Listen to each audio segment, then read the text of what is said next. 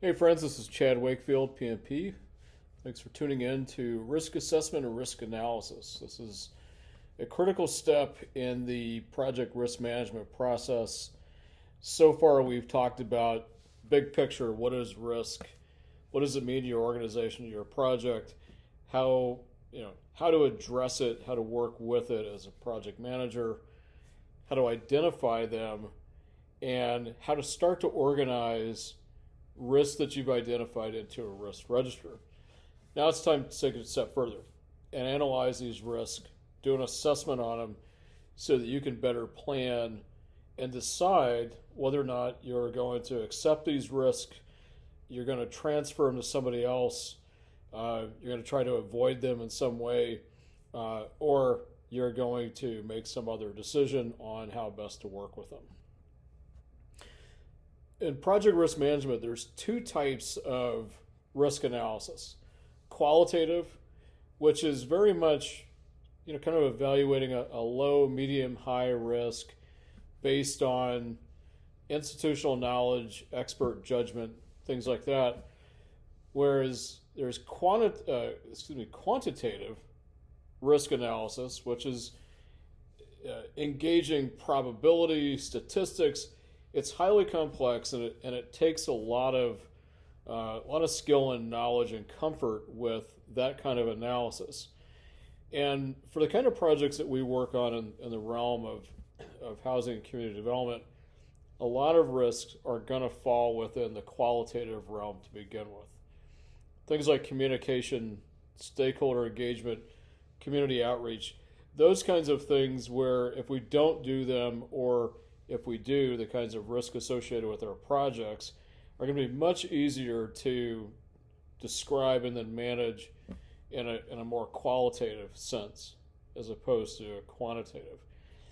Even real estate development projects are much easier to define and manage and develop mitigation plans around qualitative issues, as opposed to kind of hardcore statistics and probability analysis that quantitative risk analysis, risk assessment involves.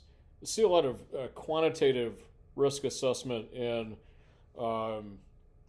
software development projects, manufacturing, things like that.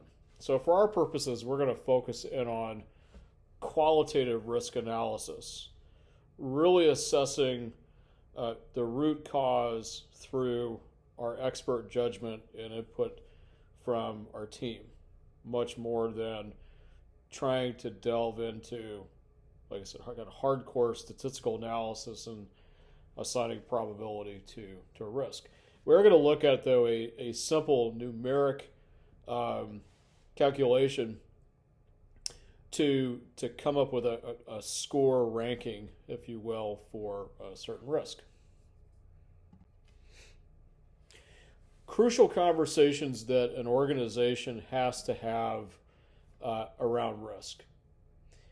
One is, how much risk will you tolerate as an organization? Are you an organization that is highly valuing innovation and change, right? Positive change, not just change for change's sake, but impactful change that will create significant improvements in a community or real estate asset, things like that, right? Are you willing to take a little risk to maximize innovation and create new approaches and very positive outcomes? Or are you very risk adverse and you really want to avoid all risk at all costs? Or are you more balanced? Most likely, organizations are more balanced. They're willing to take some risks in the name of change and innovation to get more dynamic projects that have high impact, but they're not willing to bank the organization's financial capital, reputation, all those things just for the sake of innovation and change. Certainly mine is not. But these are crucial conversations you have to have internally you have to be able to decide how much risk will you tolerate. And it may vary project to project. You may tackle some very complex, innovative projects that are full of risk, and you're okay with it because you know it's going to have a major impact, one way or the other. Even if you only get to 20%, kind of very low percentage of effect, it still is going to have a sort of catalytic change in the future. It's something you can build on, right? Whereas most of your other projects are going to be very, very conservative, very, very much to accomplish a very straightforward goal and not try to revolutionize your organization. So you're going to have more of a balanced approach to tolerating risks. The PMBOK Guide, which is the Project Management Book of Knowledge, has a couple of information gathering techniques. So we've talked a little bit already about identifying risks. And we've also talked about once you identify risk, there's still more to do. You still have to analyze these risks and assess. So you have to go out and get more information about certain risks that are going to have big impacts or could have big impacts to your project. Brainstorming. Even in the initiation and planning stages of a project where you're doing high-level 30,000-foot view risk identification and then carrying that forward into the planning process, you're doing brainstorming there. Well, it's another useful technique to gathering more information in the assessment process. So it doesn't stop with just a couple rounds. As you identify risk and you start to define them better, and you want to get down the road of assessing individual risk, you're still going to need to probably do some brainstorming with your team, right? Team meetings, sessions, it could be moderated by a third party outside your organization. It could be done by somebody inside the organization, by the project manager, somebody else. You want to pick somebody that has the ability to kind of detach a little bit and drive the group to really dig deep and come up with good ideas and good information and good sources for that information to have the most effect on the risk assessment and analysis process. There's what's called the Delphi technique. And this is one of those techniques that's, I think, very much associated with manufacturing, software, things like that. Not so much housing and community development, but it's an important technique that it can be used to reach consensus of experts on a subject. Now, one of the challenges with consensus is it's very hard to get there. It's very hard to get a team of experts to agree and have consensus that they all feel that it's the right level of information, the proper information.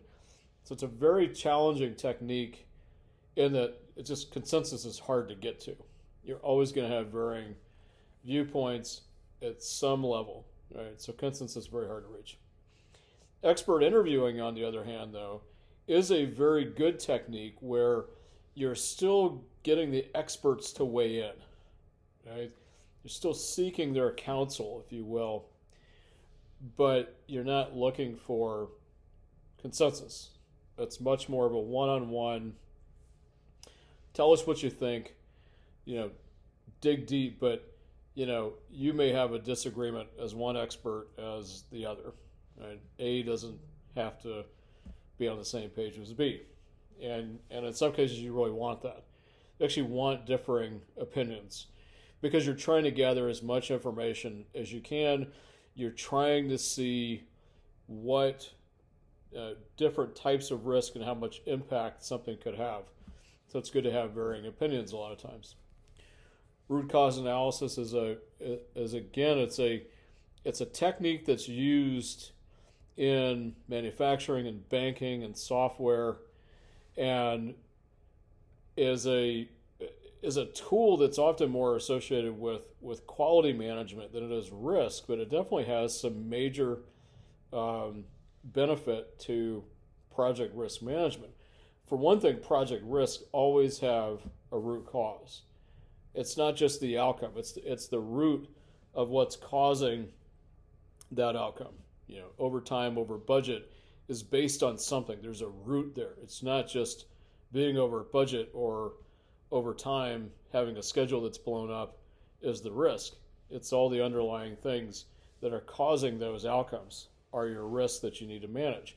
So root cause analysis is a powerful tool when you learn how to do it to assess risk. Also even to identify risk. So it has dual uses. Identify and then assess, and then it's good for reassessing and making sure that you're continuing to do a good job monitoring risks and identify other issues that may be out there with it. SWOT analysis is another good technique for gathering information. We think about SWOT analysis in terms of an organization and evaluating it and what are its strengths, its weaknesses, opportunities, and threats.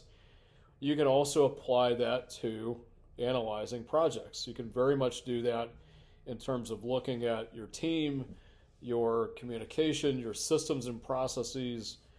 All these things are really well suited to be analyzed through a SWOT analysis.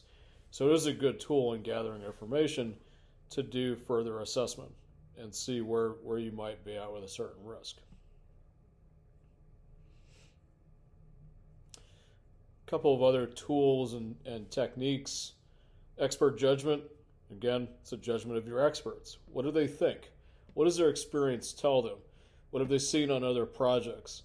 What do they know from things like regulations, project delivery models, financing models, all those kinds of things play into expert judgment.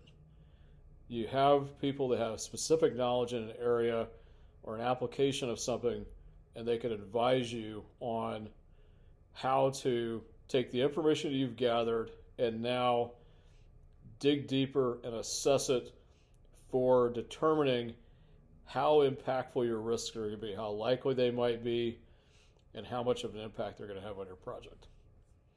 Checklists, right?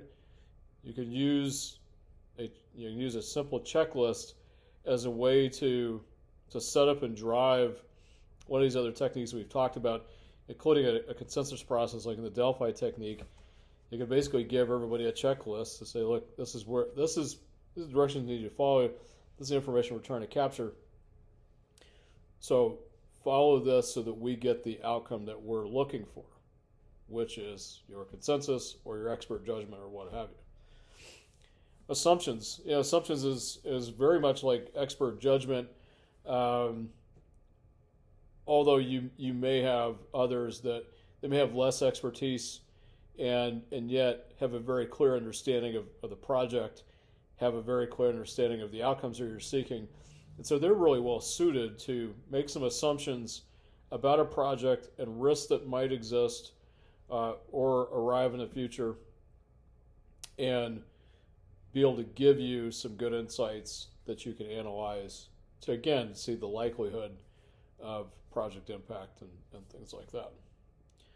Diagramming. In a minute, I'm going to show you what I think is kind of a really cool tool for diagramming out a fishbone analysis, or what they call Ishikawa diagram.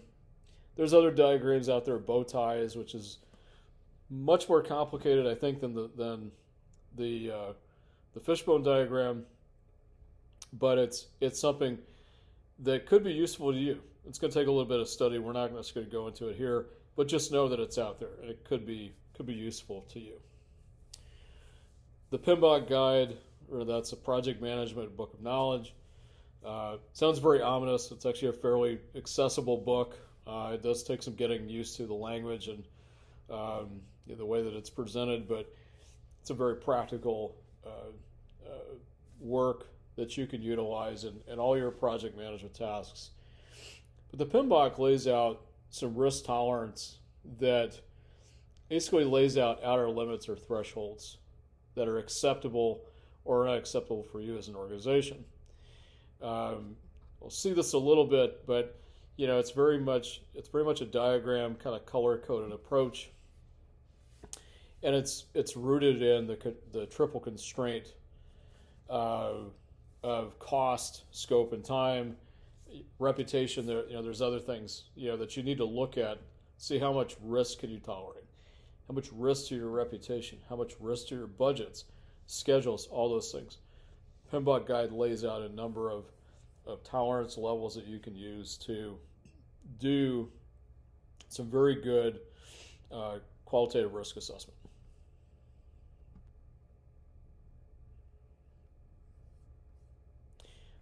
A note on analyzing risks: keep it simple. There are simple numeric formulas that can be used to rank, assuming that impact, likelihood, and proximity are equally weighted in your analysis. Right? You give each one or the other the same weight as the other. Right? You're not trying to really achieve very sophisticated probability or statistical analysis. You're really just trying to get to a score, a basic score to kind of rank order things.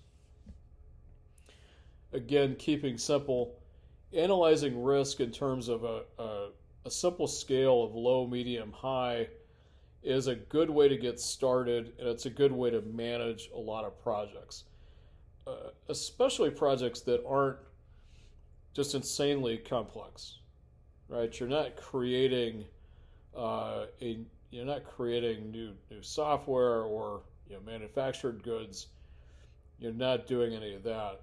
You're doing things that really can be assessed by saying, we have a low probability of this happening, and it's going to be happening far off in the future. So it's a very low risk item, but it's a risk item just the same.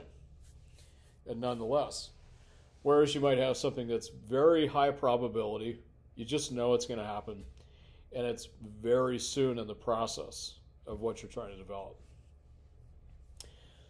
A good way to look at kind of assessing high, medium, low is you look at unknown knowns. Things that you know that, for example, on a site that you might have some challenges supplying water to the site because it's in a fairly arid area, or it's in an area that doesn't have very well developed water infrastructure. Right? So that exists. What you don't necessarily know is how you're going to get the water to your site. Right? A known known. You know how you're going to get the water to your site, but you don't necessarily know how much cost or how much time it's going to take. You just know that it's going to be a costly part of your project, and it's going to take a great amount of time. Unknown unknowns. These are kind of black swan events, things like COVID-19, things like the implications of the conflict between Ukraine and Russia that have now affected global capital markets, petroleum, things like that. Black swan events that we don't know what they're going to do to our project in terms of probability, proximity, any of those things. We just know that they're out there and they're causing problems in the world. We just don't know how they're going to affect us. Then you have the known unknowns, gaps in your knowledge, right? So these are risks that you've got a fairly well established project, but the team may need to do some learning and some training, right? So these are also good ways to start to assess a simple scale and probability, is looking at these four things. We talked earlier about root cause being major importance in project risk management, in assessing risks, and even managing them. A unique tool that's, again, is often used in quality management, that's available to us in project risk management, is called the Fishbone diagram or the Ishikawa diagram. So this kind of diagram, you effectively are able to drill backwards into your risk. So you establish what your problem is. What's the effect or outcome that you expect? You expect that you might go over budget because of some unknown items in your project. However, you don't quite know what the root causes of those are. So with this exercise, you lay that out as sort of the head of the fishbone. You then assign somewhere between 3 and 8 causes that you can think of. In our diagram here, we've given you 6. All right, so let's say it's a schedule concern, right? So your main concern, overall risk of your project is you're not going to hit your schedule that you need to. Maybe that schedule is tied to a financing requirement, for example. You know that you have low-income housing tax credits to finance your project, and you know you have to have them placed in service by the end of the year. But you're afraid your construction timeline is not going to allow you to hit those requirements of your investors and your other funding partners. So you work through what are some of the major causes to that schedule. Right now, supply chain issues are very real and affecting projects all over the world. Right? So a very easy cause right now could be supply, delivery, availability of major materials. Supply chain itself, when talking about a project schedule, could create all 6 of these causes by itself. But to get started, maybe it's 1, and then you're creating a couple sub-causes off of that. We haven't laid in sub-causes, but you can do that on your own. But you identify other causes along the way. And what you're trying to do with this fishbone diagram is see if there's patterns. Are there things that you can lump together or work as a kind of an overall project mitigation to avoid that risk? Are there enough root causes of your overall problem to where you can be a little more efficient in your management? Or do you just have a really wily project that's got a lot of complexity on it that frankly you may need to go back and break down even further, bring on more assets to your team, devote more funding to it to make sure that whatever your primary concern is does not materialize or it's mitigated. Fishbone diagram is very much about focusing in on one major problem that has a major ripple effect through all parts of your project, and it's risk management.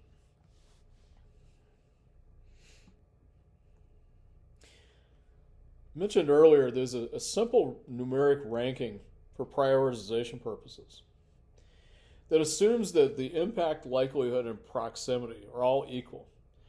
There's a fellow named Mike Clayton who has a lot of great videos on YouTube. He's written a couple of great books that are available on Kindle about project management in general, but also project risk management. And one of the tools that Mr. Clayton offers up is a numeric ranking to evaluate low, medium, and high, or in terms of impact, a low impact, a medium impact, or a high impact, a low, medium, or high proximity, or pardon me, let me rephrase that, a low, medium, and high impact and likelihood, and then a distant, kind of middle of the road, and then a very soon proximity in terms of timing, right? The risk is really far off in the future, so it's kind of a lower risk. It's going to happen sooner or later, kind of in middle of the road, middle of the project, or soon. It's really imminent.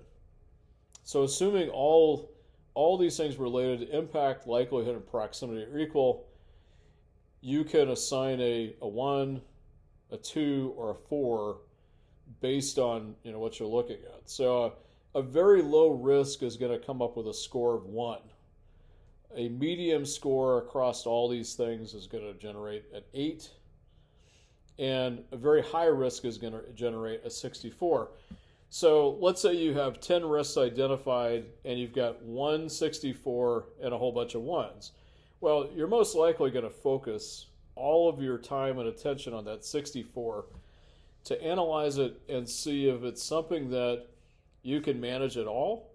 Can you transfer it, insurance, consultants, whatever, to help you manage that, so you transfer it over to them and you get rid of some of that burden yourself as an organization,